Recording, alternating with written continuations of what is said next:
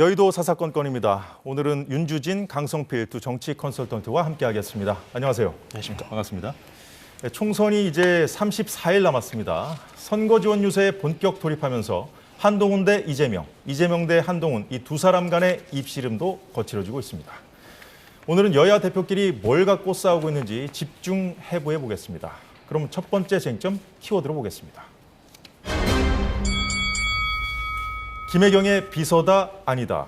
대선 때 이재명 후보 선대위에 있던 배우자실의 부실장이었던 권향엽 전 청와대 비서관이 전략 공천되자 한동훈 비대위원장은 김혜경 비서 단수 공천은 사천의 끝판왕이라고 비판했고 민주당은 이걸 문제 삼아서 한 위원장을 고발했습니다. 이재명 대표가 왜 한동훈 위원장을 고발했는지 고발당한 이후 더 가열차게 이 대표를 비판한 한 위원장 발언 들어보겠습니다. 제 아내는 그 사람과 아무런 개인적 인연이 없습니다. 대통령 민주당 후보의 아내였을 뿐이고 권향엽 후보는 민주당의 당직자 출신으로서 대통령 후보 배우자실 여러 명의 부실장 중에 한 명이었을 뿐입니다. 그게 어떻게 개인의 비서로 전락할 수가 있습니까? 그걸 근거로 어떻게 사천을 했다고 주장할 수가 있습니까? 그 비서에 대한 공천 문제로 국민들이 분노하시는 이유가 이재명 대표 부부의 어떤 이 다른 사람과 공직자를 대하는 자기 몸종이나 수하처럼 대하는 그런 기본 마인드 때문이라고 생각합니다. 맥락이 닿아 있거든요. 이재명 대표 측에서 권향엽 씨는 비서가 아니다라고 했죠. 그런데 자기들이 비서실 밑에 넣어놓고도 비서가 아니라고 하면 어떻게 합니까? 수행 안 했다고 했는데 수행한 증거가 있는데요. 예, 이재명 대표는 비서라는 표현에 민감하게 반응하고 있습니다. 비서가 아니라고 하니까 한동훈 위원장은 그럼 이 대표 부부의 비서는 일반인들이 생각하는 상식적인 비서의 개념과 다른 거냐고 더 예리하게 지금 날카롭게 지금 비판했거든요. 예. 윤 대표 어떻게 보십니까? 우리가 대통령 비서실이라고 하죠. 비서라는 개념은 공직적인 어떤 업무를 보좌하고 필요한 여러 가지 제반 사항을 뒷받침하는 그러한 역할을 우리가 비서라고 합니다. 물론 우리가 이제 흔히 사회에서 비서라고 했을 때 어떤 개인적인 뭐 신복 혹은 뭐 심부름꾼 이런 의미로 쓰이는 것처럼 보여서 아마 이재명 대표가 되게 상당히 좀 예민하게 받아들인 것 같아요. 특히 이제 배우자와 관련돼서는 본인들이 계속해서 이제 김건희 여사와 관련해서 정치적 공세를 높였기 때문에 예. 그것이 역풍으로 이렇게 역으로 받아치는 것이 아닌가라고 하는 우려 때문에 상당히 좀 거칠게 반응을 한 것인데 사실 그렇습니다. 뭐 비서냐 아니냐, 뭐 수행실의 부실장이냐 아니냐를 떠나서 어쨌든 직책상으로는 이재명 대표의 배우자와 근거리에 있었던 것은 사실이고 그것이 여러 가지 정황을 통해서 팩트로 드러났기 때문에 아무래도 이 문제는 계속해서 사천 논란을 불거질 수밖에 없는 그런 대목이라고 보입니다. 예, 한동훈 위원장이 비서라고 말한 증거라고 한 거, 권향엽 전 비서관이 과거에 SNS에 올린 이 사진들을 말하는 것입니다. 자, 이걸 근거로 해서 김혜경 씨를 수행하지 않았다고 한 것이 오히려 허위 사실이라며 맞고발하겠다는 게 국민의힘 입장입니다. 자, 강성필 대표. 이 상황 어떻게 받아들이십니까?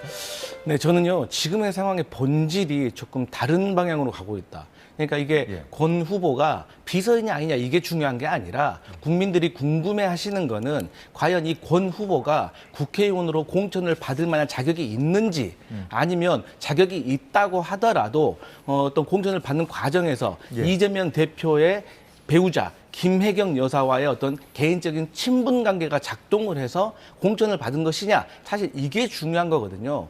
그런데 이분이 본인의 어떤 이력을 말을 할 때요, 요즘 같은 경우 민주당에서는 이재명 대표가 어떻게든 한번 엮어보려고 하는 이력들이 많이 있어요. 뭐 특보 뭐 예. 이런 것들 많이 있지 않습니까? 근데 이분은 그런 것을 사용하지 않았다는 거예요. 이분이 정말 그게 중요한 거라고 생각을 했으면 홍보를 했겠죠. 그리고 이제 두 번째로는 만약에 왜 전략지구를 갑자기 선거에 임박해서 거기에 지정을 했냐라는 의문이 있잖아요. 예. 그러니까 광주 전남 지역에 현역 여성 의원이 없습니다. 하지만 이번에 경선에서 광주 지역에서 한 분의 여성 의원이 공천을 받으셨어요. 그렇기 때문에 전남에서도 현역 의원 한 분을 만들려고 하는 어떤 민주당의 여성의 배려가 있었던 거예요. 예. 그리고 이제 세 번째로는 이 당직자들이 원래 민주당은 정통적으로 비례대표를 줬었거든요. 그런데 이번에 비례나 정당이 되면서 이런 것들을 배려하기가 어려운 측면도 있었고, 저는 또 국민의힘에게 물어보고 싶은 게 뭐냐면 예. 국민의 후보 중에서 공천을 받으신 분이 있거든요. 그분의 배우자가 대통령의 해외 순방 때 김건희 여사를 수행을 했는지 동행을 했는지 어쨌든 따라갔단 말이에요. 1호기를 타고. 그래서 논란이 있었지 않습니까? 그런 경우가 있다는 게 아니고 네. 견주어서 한번 생각해 보자는 네. 그런 말씀. 근데 말씀인가요? 그분이 예. 그 비서관이 예. 공천을 받았단 말이에요. 그러면 저희 민주당에서는 그 김건희 여사를 수행했거나 뭐 동행을 해서 그래서 공천을 받았냐라고 물어보면 동의할 겁니까? 아니잖아요. 또 국민의힘에서도 최근에 대국민 추천제를 하고 있잖아요. 이것도 왜 그럼 갑자기 하는 거죠? 이것도 신인과 여성을 배려하기 위함이라고 하잖아요. 그래서 저희도 그런 차원에서 하는 거지 절대 이재명 대표의 배우자와 이 권 후보가 뭐 친밀한 관계가 있어서 공천에 작용한 건 아니다. 이렇게 보고 있습니다.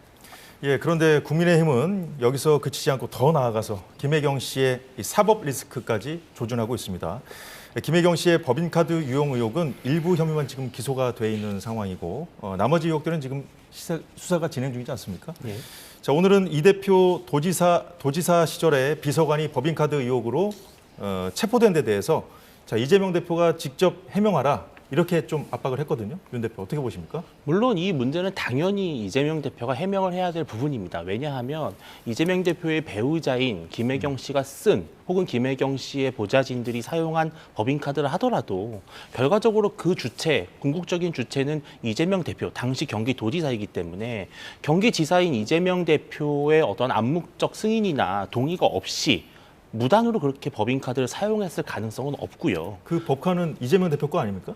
그 공적인 이재명 대표실에 할당된 김혜경 씨 거는 법인카드겠죠. 아니잖아요. 예, 그렇기 예. 때문에 이 법인카드를 어디에 무슨 목적으로 썼는지는 당연히 김혜경 씨가 아닌 이재명 당시 도지사가 알 수 있는 부분이기 때문에 당연히 이재명 대표가 어떠한 목적과 어떠한 용도로 사용했는지를 설명하는 것이 바람직하다. 그럼으로써 결국은 이재명 대표를 둘러싼 여러 사법 리스크 중에 하나인 이 법인카드 문제도 결코 쉽게 넘어갈 수 없다라는 메시지를 던진 것으로 보입니다. 지금 돌아가는 상황을 보면요. 그 김혜경 씨의 어떤 법카 의혹 여기까지 좀 끌고 가겠다. 뭐 이런 전략으로 보이는데요. 어떻게 보세요, 강 대표? 그렇죠.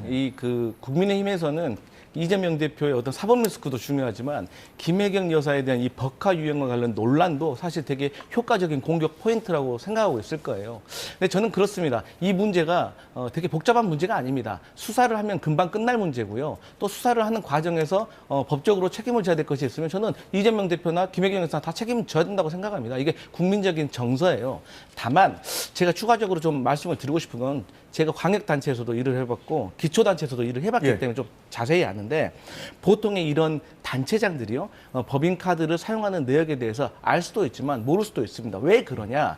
이 카드를요 비서실에 있는 카드도 있지만 총무과에 대한 카드도 있고 또 행사를 주최하는 또 그 해당 과에서 또 카드를 쓰는 경우도 여러 가지로 혼재되어 있는 경우도 분명히 있다는 점이거든요. 그래서 또 말씀하셨지만 김혜경 여사는 보좌 직원이 없습니다. 그래서 이러한 것들이 사실 저는 혼선의 여지도 있다. 하지만 어찌됐건 이재명 대표도 이미 도의적인 책임이 있다라고 사과도 했기 때문에 이제는 제대로 된 수사를 빨리 해가지고 어려운 수사도 아니기 때문에 빨리 결과를 내서 법적 책임이 있으면 지고 아니면 빨리 종결해야 된다. 이렇게 보고 있습니다. 예, 여야 대표가 다투는 두 번째 쟁점 키워드 주세요. 선거 개입이다 아니다. 윤석열 대통령의 민생 토론회를 놓고도 공방을 벌이고 있는데 먼저 들어보죠. 대통령이 선거에 영향을 미치지 않도록 평소에 하던 일도 자중해야 하거늘 평소에 하지 않듯 온갖 간담회 명목으로 여기저기 다니면서 사실상 공약이나 다름없는 정책 발표를 하고 있습니다. 그 내용도 보면 무려 8,900조 원에 이르는 허무맹랑한 예산이 투입되는 약속들입니다.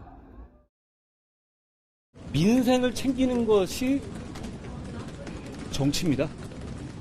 민생을 챙기고 민생을 이롭게 하는 것이 대통령의 책무고요. 2020년을 생각해 보시죠. 돈 뿌렸던 거 기억 안 나십니까? 코로나 앞두고 거기다가 돈을 뿌렸던 거, 살포했던 거 기억 안 나십니까? 그게 정치 개입인 겁니다. 지금 국민의 삶을 나아지게 하는 정책을 발표하는 것 대통령의 책무죠. 전혀 문제가 없다고 생각합니다. 예, 최근 윤 대통령이 발표한 주요 정책들도 정리해봤습니다. 예, 가덕도 신공항 신속 추진, 대구 경북 신공항 2030년 개항, 인천 서울 GTX 비신속 추진, 지역 주민들이 봤을 때 좀 관심을 가질 만한 정책들도 눈에 띄고요. 늘봄 학교, 국가 장학금 확대 같은 정책들도 좀 그 국민들 생활과 좀 밀접한 그런 정책인 걸로 보이는데요. 자, 이건 강성필 대표에게 먼저 여쭤보죠. 자, 민주당이 이걸 뭐 총선용 공약 남발이다 이렇게 지금 공격을 하고 있고, 오늘은 뭐 윤 대통령까지 고발한다고 밝혔습니다. 예. 그런 것 같아요. 이제 대통령께서 민생 토론회를 15번 이상 하셨는데 저희 민주당이 봤을 때 15회까지만 민생 토론을 하신 도중에 약속하신 어떤 정책적으로 필요한 예산이 한 830조가 넘는다 그래요. 하지만 대한민국의 1년 예산이 한 56조 정도 되는 거거든요. 그러니까 1년 예산이 훌쩍 넘는 것을 정책에 대해서 어떻게 쓰겠다라고 말씀하시는 것이 과연 기본적으로 앞뒤가 맞는지에 대해서 조금 궁금한 면이 있고요. 그다음에 두 번째로 과거에도 이제 R&D 예산을 삭감을 해가지고 우리가 예산 시즌에 많은 논란이 있지 않았습니까? 그렇기 때문에 또 카이스트 또 졸업회에서 또 이틀막 사건도 있었고. 그런데 이제 와서 R&D 예산도 늘리겠다라는 것이 과연 앞뒤가 맞는지 잘 모르겠습니다.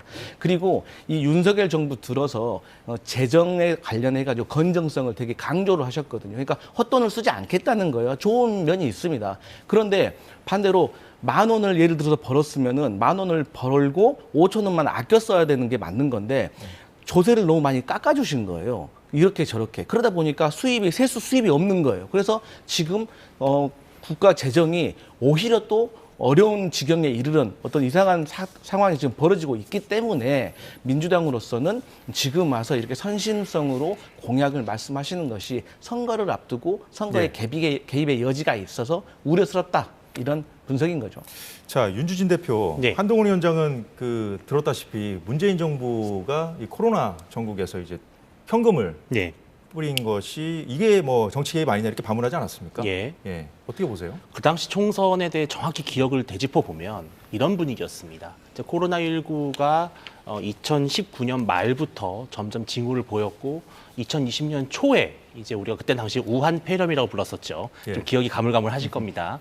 그러면서 이제 이것들이 막 문제가 되면서 그때만 해도 이 코로나19가 어느 정도로 위력이 있고 심각한 감염병인지에 대해서 아직 국민적인 어떤 합의와 공감대가 이루어지지 않았던 상황이었어요. 방역 조치도 아직 되게 미흡한 상황이었고 아름아름 마스크를 써서 그냥 차고 다니는 정도였습니다. 그런데 이때 어떤 문제가 있었냐면은 바로 문재인 정부가 재난지원금이라는 이름으로 현금을 이제 주겠다라는 발언을 이제 처음 3월부터 시작을 했는데요. 계속해서 이거를 줄 듯 말 듯, 줄 듯 말 듯 이런 식으로 분위기를 계속 몰아가다가 결과적으로 총선 바로 직전인 2020년 3월 30일에 바로 재난지원금을 주겠다는 결정을 내립니다. 바로 이것이 그 당시에 총선에서 유권자에게 어마어마한 표심에 영향을 미칩니다. 그래서 그 당시에 미래통합당이 발표를 할 거면 빨리 하든가 예. 아니면은 발표를 차라리 총선 이후로 미루든지 기억이 나네요. 왜 이런 식으로 직전에 정말 선거를 코앞에 둔 상황에서 이런 중대 결정을 내리고 하느냐. 그때 미래통합당이 너무나 억울해하고 분통 터져 했던 그 광경이 지금도 저는 생생히 기억납니다. 예, 이렇게 이재명 대표가 정책 토론회를 이유로 대통령을 공격하면 한동훈 위원장은 이재명 대표를 더 거세게 몰아붙입니다. 바로 이 제안으로 말입니다. 1대1 맞짱 토론. 자, 두 사람 발언 들어볼까요? 저와 이재명 대표의 주제를 제한함이 없는 토론이 이루어지길 바랍니다. 저는 이재명 대표께서 가능하신 시간이라면 제가 언제든 맞추겠습니다. 제가 야당 대표로 취임한 이후에 국정을 놓고 대통령과 단 한 차례도 만나지 못했습니다. 아마 대한민국 헌정사에 없는 역사적 기록일 것 같습니다. 계속 요청했던 것처럼 지금 이 난국을 해결하고 경제 파탄, 민생 파탄 문제를 조금이라도 완화하기 위해서라면 저는 대통령과 야당 대표의 대화가 먼저다라고 생각합니다. 이재명 대표께 대한민국의 모든 방송사가 원하고 있는 저와의 1대1 토론에 응하라는 말씀 다시 한번 드립니다. 어제 하루 동안에 뭐 10여 개의 트위터, 트윗이나 페북 같은 걸 쓰셨던데요. 아니, 그렇게 할 말 많으시면 저랑 얘기하면 되지 않습니까? 예, 보셨다시피 이재명 대표는 대통령과의 대화가 우선이라고 좀 사실상 거절했는데도 좀 오늘까지 계속 한동훈 위원장 하자고 좀 압박하는 형국인데, 네. 예, 어떻게 보세요? 일단 이 토론이 성사될지는 잘 모르겠습니다만 토론이 성사되기 전에 이른바 경기전에 이미 이재명 대표는 좀 패배한 것이 아닌가 생각이 들어요. 왜냐하면 여야 당대표가 모여서 토론하고 대화하는 것은 전혀 이상한 광경은 아닙니다. 물론 지금 여야 간 정쟁의 대립이 매우 뜨겁고 서로가 서로를 매우 거칠게 이제 공세하고 있는 과정이기 때문에 갑자기 토론을 하는 것이 맞을까라는 의아함은 있을 수 있지만 그럼에도 불구하고 그러한 토론을 통해서 여야가 서로의 정책과 비전과 그리고 정치적 견해를 나누는 것은 국민으로서는 상당히 좋은 일이죠. 저는 이재명 대표가 왜 피하는지 잘 이해가 안 가는 것이 이재명 대표도 상당히 달변입니다. 토론 잘하는 분이시거든요. 그런데 이렇게 피하면 피할수록 이 토론이 두려워서 피하는 것처럼 보일 것이기 때문에 이재명 대표에게는 불리한 프레임인데 이재명 대표는 계속해서 이제 영수회담을 강조하고 있어요. 예. 근데 영수회담은 사실 박근혜 정부 이래로 열린 상황이 딱 한 번 있었는데 그조차도 사실은 문재인 대통령이 남북 정상회담을 앞두고 정말 긴밀한 안보적 문제가 있었기 때문에 했던 아주 예외적인 상황이었지 상시적으로 영수회담이 열린 것은 아닙니다. 영수회담이야말로 과거에 여당 대표를 패싱하는 그러한 구시대적인 산물이라는 지적이 있죠. 그럼 왜 영수회담으로 맞받아쳤을까요? 이재명 네. 대표는 본인이 어쨌든 윤석열 대통령과 함께 대선에서 겨뤘던 전직 대선 후보지 않습니까? 예. 한동훈 비대위원장은 나와 겨룰 급은 아니다. 나의 레벨은 어디까지나 대통령 레벨이다. 라고 하는 것을 강조하는 것 같아요. 근데 지금 각종 여론조사를 보면은 대선 지지율에서도 뭐 한동훈 위원장이 뭐 앞서는 경우도 있고 그런데 계속 그렇게 갈 수가 있나요? 근데 이제 이재명 대표 입장에서는 한동훈 비대위원장과 토론에 응하는 순간 바로 그 대선 구도를 공식화하는 것이 됩니다. 그것은 이재명 대표에게 상당히 치명적인 타격을 주죠. 그렇기 때문에 한동훈 비대위원장을 피해 다니는 것인데 한동훈 비대위원장의 토론을 수락하지 않을수록 점점점 이재명 대표가 피하는 것처럼 보이기 때문에 저는 부담이 더 커질 것으로 보입니다. 예, 강 대표. 그래서 이제 피하는 것처럼 보인다고 하셨는데 네. 그 민주당 일각에서 그래서 그런 얘기가 나와요. 네. 이재명 대표도 뭐 달변 가고 한데 네. 뭐 붙어도 네. 뭐 나쁠 게 없을 것 같은데 왜 네. 그런지 모르겠다는 얘기가 민주당에서도 나오거든요. 네. 예. 저도 강 대표 생각은 개인적으로 어때요? 그 이재명 대표하고 한동훈 비대위원장이 토론한 모습을 보고 싶어요. 근데 그 전에 윤석열 대통령께서 이재명 대표를 만나지 않는 이유가 이재명 대표가 한동훈 비대위원장과 토론을 하지 않은 이유하고 똑같은 거예요. 그러니까 이 이재명 대표로서는 그 한동훈 비대위원장과 토론할 수 있습니다. 그러니까 한동훈 비대위원장은 본인이 되게 말주변이 좋아서 승리할 거라고 자신을 하고 있는 것 같아요.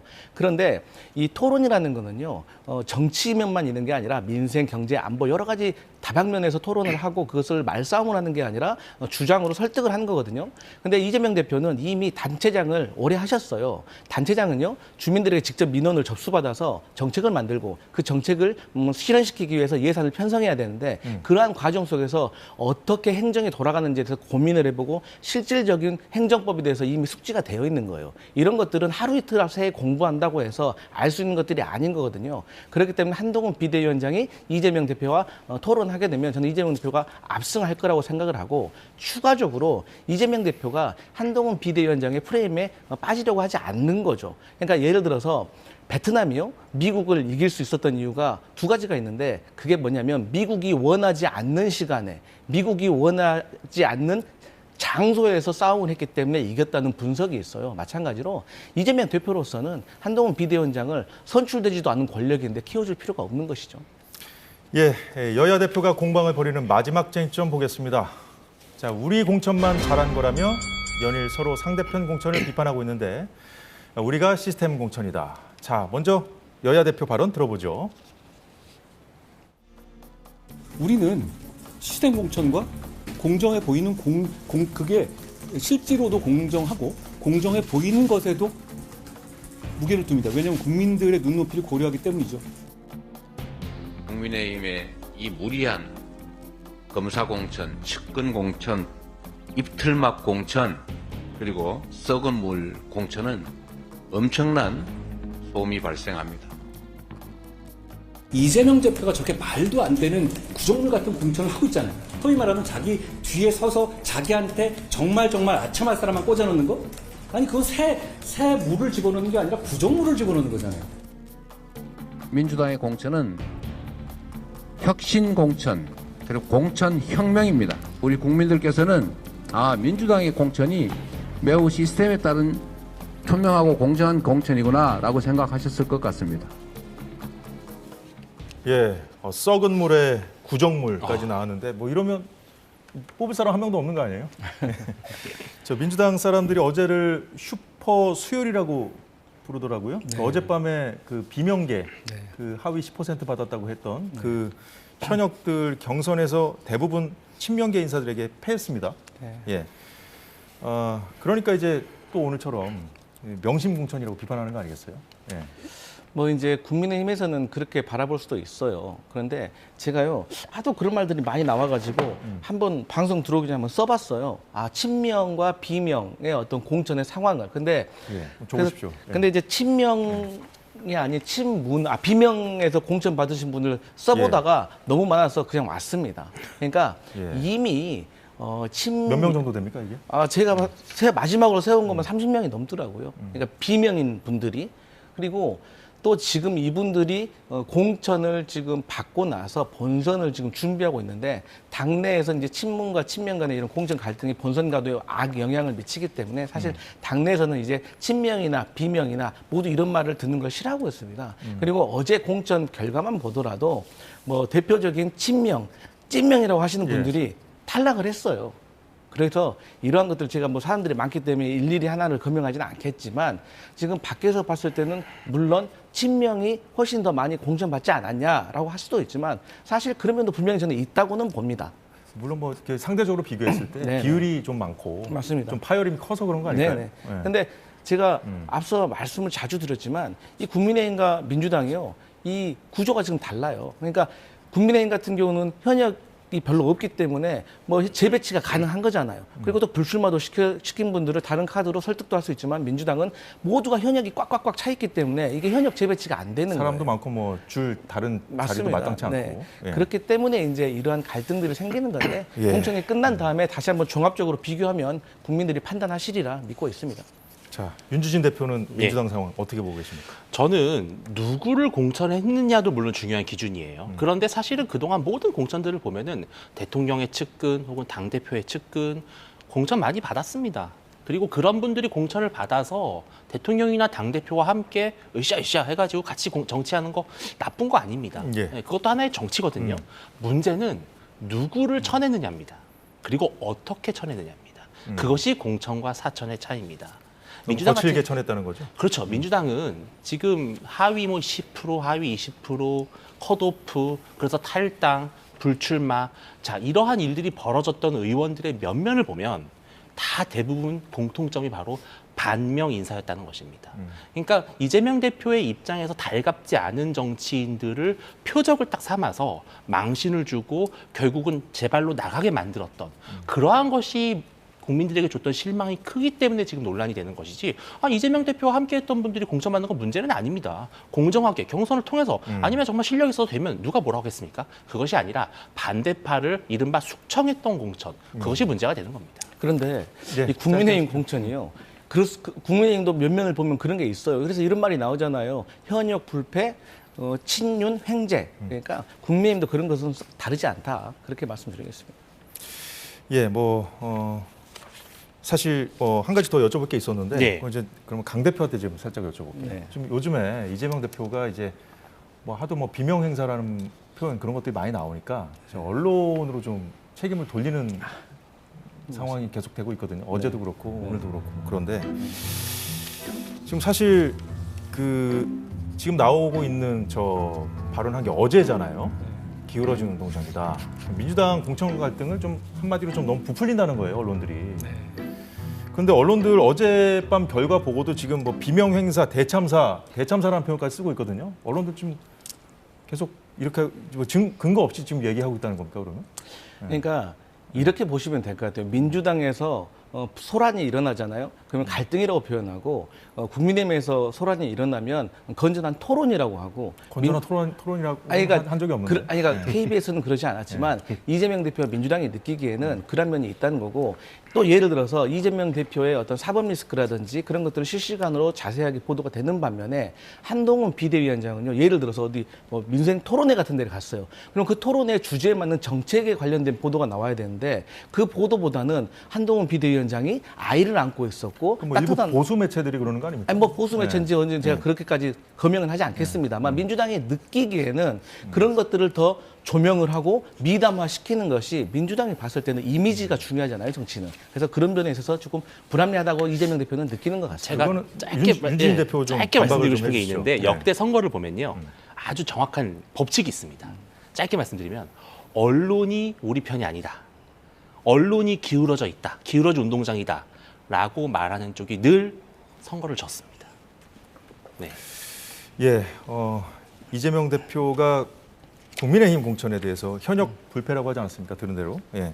자, 오늘 한 보도 내용을 보면은 친윤 키워드를 포함한 보도에 100번 이상 등장한 그 친윤 키워드를 쳐봤더니 이제 100번 이상 등장한 이른바 그 찐윤이라고 불리는 사람들 97.8%가 공천을 받았다고 하고요. 그래서 이제 찐윤 불패가 수치로 확인된 거 아니냐 이렇게 측이 나옵니다. 물론 이 매체의 어떤 그 성향을 좀 고려해 볼 필요도 있겠습니다만, 네. 자, 윤 대표 어떻게 보세요? 윤석열 정권이 출범한 지가 이제 그렇게 오래되지 않았죠. 아직 권력의 추가 다른 대선 후보, 여권 내 다른 대선 후보로 기울지 않았고 정권 교체를 함께 이루었던 국민의힘 현역 의원들이기 때문에 예. 사실 친윤 비윤을 떠나서요. 친윤이 아닌 분들 찾기가 매우 어렵습니다, 사실은. 예, 왜냐하면 국민의힘에서 윤석열 정부에 대해서 물론 문제의식을 가질 수 있고 비판을 할 수 예. 있는데 지금 이재명 대표에 대한 친명과 비명처럼 윤석열 대통령을 강도 높게 비판했던 아주 공개적으로 비판했던 비윤 인사 글쎄요, 뭐 이준석 전 대표, 김웅 의원 뭐 그 정도 수준에서 크게 벗어나지 않고요. 범친윤이라고 사실 봐야 되겠죠. 물론 이제 임기가 더 지나고 나서 예. 차기 대권과 이제 현재 권력의 어떤 대립구도가 발생하면은 앞으로 이제 친윤과 비윤이 좀 더 경계가 생길 수 있겠지만 현재는 정권의 어떤 정권 교체가 일어나지 얼마 안 된 상황이기 때문에 국민의힘은 전반적으로 친윤이다 이렇게 봐야 되겠죠. 네. 예. 자, 강 대표 아까 이거 좀 얘기하셨잖아요. 네. 그러니까 이제 이 국민의힘은요, 21대 국회의원과 아마 22대 국회의원의 면면이 별 차이가 없는 것 같아요. 그리고 이미 공천이 시작하기 전에 이 친윤 사단을 다 만들어놨기 때문에 사실 공천 과정에 들어가면서 친윤, 비윤 뭐 이렇게 나눠질 것도 별로 없다. 그리고 추가적으로 이 국민의힘 어떤 그 공천 과정에서 특이한 점이 이 대통령이 특별 사면을 했는데 이분들이 다 공천을 받는 경우가 생겼어요. 근데 어떤 분 같은 경우는 순서가 많이 의혹이 있는 거죠. 예. 그래서 결국에는 이러한 것들이 친윤으로 이미 다 채워진 것이고 민주당 같은 경우는 친윤과 친문과 비친명이라는 어떤 세력이 어떤 교체가 이루어지는 과정인 것 같다. 그렇게 보고 있습니다. 야, 또 하나 주목할 만한 게 있는데, 자, 일찌감치 불출마 선언을 했던 장제원 의원이 조선일보와의 인터뷰에서 이런 말을 했습니다. 내가 희생을 안 했다면 당이 쇄신에 대해 할 얘기가 없지 않았겠냐. 이제 와서 이거 무슨 얘기입니까, 윤 대표? 아, 참 얼마 되지 않은 시간인데요. 참 상당히 오래전 얘기처럼 들리지 않습니까? 장제원 의원의 불출마 선언이요. 그만큼 우리 정치 시기가 정말 빠른데요. 근데 지금 당시에도 그 당시 분위기를 정말 면밀하게 살펴보면 장제원 의원의 불출마 선언은 매우 충격적이고 신선했던 그런 사건이었습니다. 그 당시에. 지금 와서 이러는 건 좀 뭐 억울하다는 거예요, 뭐예요? 그렇지 않은 것 같습니다. 오히려 지금 뭐죠? 본인은 억울하지 않고 음. 자신의 어떤 그 당시의 희생에 어떤 의미를 두는 것인데요. 저는 국민의힘에서 장제원 의원의 당시의 결정에 대해서 좀 더 깊은 시각으로 좋게 긍정적으로 평가를 해주는 것이 바람직하다고 보는 것이 예. 그때 이제 김기현 대표 체제에서 정말 국민의힘의 지지율이 많이 떨어지고 강서구청장 재보궐선거에서 패배한 이후에 진퇴양난을 겪고 있던 국민의힘이 어쨌든 장제원 의원의 그 당시의 불출마 선언으로 새로운 변화의 물꼬를 튼 것은 분명하고요. 결국은 그것이 이어져서 한동훈 비대위 체제가 들어선 겁니다. 그 열쇠를 갖고 있었던 것이 바로 장제원 의원이었기 때문에 예. 그 당시로서는 매우 좋은 역할을 했다고 봐야 되겠죠. 네. 자, 강 대표. 네. 인요한 혁신위가 한창 막 가동될 때 네. 그 뭐 중진 험지 출마라든가 불출마 선언 막 하라고 하지 않았습니까? 네, 그랬죠. 중진에게 희생을 하라고 막 했는데 네. 결과적으로 이렇게 보니까 이제 와서 뭐 하태경 의원이 좀 억울한 거 아니냐. 네. 장제원 의원에게도 억울하지 않냐는 질문을 하니까 이렇게 답변한 걸로 좀 알고 있는데 네. 어떻게 보십니까? 제가 그 장제원 대표 그 의원의 이 기사를 보니까 아주 많은 양인데 딱 두 개가 눈에 들어오더라고요. 하나는 본인이 희생을 했기 때문에 그나마 당의 쇄신이 궁색하게나마 할 말이 있다. 이거는 어쨌든 장제원 의원도 본 거죠 지금 방금. 네네네. 국민의힘 공천이 무서운 공천이고 또 쇄신이 없었다는 것을 우회적으로 비판을 하는 것으로 저는 느껴졌어요. 그리고 두 번째로 한동훈 비대위원장에 대해서 평가가 어떠냐고 물어보니까 지금 평가하기는 이르다라고 말한 걸 보면서 뭔가 뼈가 있는 듯한 느낌을 받았어요. 그래서 어쨌든 본인이 예. 불출마를 하고 희생을 했지만 물론 그것으로 인해서 지금 한동훈 비대위가 성공적으로 잘 하고 있다고 저는 일부분 인정을 합니다. 하지만 본인이 좀 떠밀려 가듯이 억지로 했던 것에 대해서는 아직도 마음의 상처가 좀 남아 있는 듯한 예. 그런 느낌을 받았습니다. 자, 끝으로 이거 한마디씩 좀 여쭤보죠. 네. 한동훈 위원장의 화법을 두고 뭐 틱톡 화법이다라고 표현을 하더군요. 뭐 핵심을 딱 잘 짚고 그리고 뭐 바로 반박할 게 있으면 바로 반박하고 지금 화면에 나오는 것처럼 공천이 뭐 너무 조용한 거 아니냐. 그러니까 뭐 조용한 게 감동이다. 이재명 대표가 어려우니까 그때를 노리겠다는 생각이다. 임종석 전 실장이 이제 사실상 잔류하기로 했을 때 내놨던 반응이고요. 김영주 의원 관련해서는 자, 김 부의장, 김영주 의원이 0점이면 이재명 대표는 마이너스 200점 뭐 이런 식으로요. 자, 윤 대표. 예. 자, 정치 컨설턴트로서 예. 어떻게 보십니까? 스타일은 좀 다르지만 사실 박근혜 전 대통령과 좀 유사한 면이 있습니다. 무엇이냐면은 박근혜 전 대통령은 사실은 좀 그렇게 큰 달변의 정치는 아니었죠. 말수가 적었고요. 그런데 공통점이 뭐냐면은 프레임을 제시한다는 겁니다. 그러니까 즉 국민들이 이 사안을 어떻게 판단해야 될까, 어떤 관점에서 봐야 될까인가를 한동훈 비대위원장은 본인의 시각으로 본인이 원하는 링으로 프레임을 딱 만들어서 들어가거든요. 그러면 이제 이거를 두고 여야가 찬반 격돌을 합니다. 이미 그로부터 한동훈 비대위원장은 프레임 싸움에서 선을 잡은 거죠. 아주 탁월한 정치 전략입니다. 자, 강 대표는 어떻게 보세요? 이 정치인은 사실 이미지가 매우 중요하거든요. 근데 한동훈 비대위원장이 처음에 등장했을 때 정치를 하지 않았던 사람이기 때문에 매우 신선한 느낌이 있었습니다. 또 상대적으로 젊고. 예. 하지만 언제부터인가 연일 네거티브적인 메시지만 계속해서 내고 있어요. 그러면 이러한 이미지들이 국민들의 어떤 이미지 속에 쌓이는 거거든요. 근데 이 정치인이 계속해서 온화하고 여유 있고 또 여당의 대표이기 때문에 어떤 정책적인 노련함이 있어야 되는데 자꾸 공격을 하는 듯한 모습은 자칫 보였을 때 야당의 모습으로 보일 수 있거든요. 그래서 이런 모습을 조금 자제하고 이런 네거티브는 대변인단을 통해서 하는 것이 더 효과적이지 않을까 그런 생각해 봅니다. 대변인단을 통해서요. 네. 예, 오늘 여의도는 뭐 이쯤에서 마무리하도록 하겠습니다. 자, 지금까지 강성필, 윤주진 정치 컨설턴트였습니다. 오늘 말씀 고맙습니다.